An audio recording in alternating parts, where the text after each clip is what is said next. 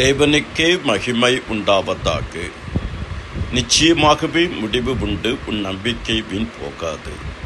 நான் உங்கள் பேரில் நினைத்திருக்கிற நினைவுகளை அறிவேன், அது தீமைக்கு ஏதுவானவைகள் அல்ல, சமாதானத்துக்கு ஏதுவான நினைவுகளே என்று கர்த்தர் சொல்லுகிறார். ஜெபிக்கிறவனுக்கு நல் முடிவு உண்டு. தானியேல் 6:10. கர்த்தரை ஆராதிக்கிறவர்களுக்கு நல் முடிவு உண்டு. தானியேல் 3:16-17. கர்த்தரை விசுவாசிக்கிறவனுக்கு நல் முடிவு உண்டு. எபிரேயர் 11:6. கர்த்தருக்கு கீழ்ப்படுகிறவர்களுக்கு நல் முடிவு உண்டு. உபாகமம் 28:1-14.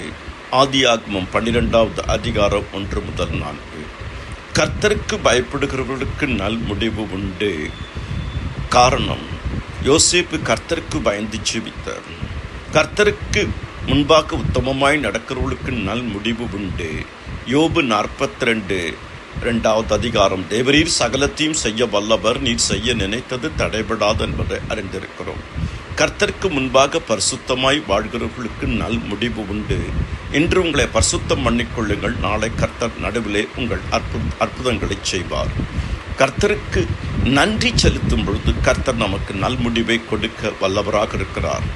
கர்த்தருடைய வார்த்தைகளை நாம் தியானிக்கும் போது நல் முடிவை கொடுக்கிறவராக இருக்கிறார். யோசுவா 1:8, சங்கீதம் 1:1-3 ஜெபியுங்கள், துதியுங்கள், கர்த்தருக்கு ஊழியம் செய்யுங்கள், ஆசீர்வாதமாய் வாழுங்கள், நன்மை செய்யுங்கள்.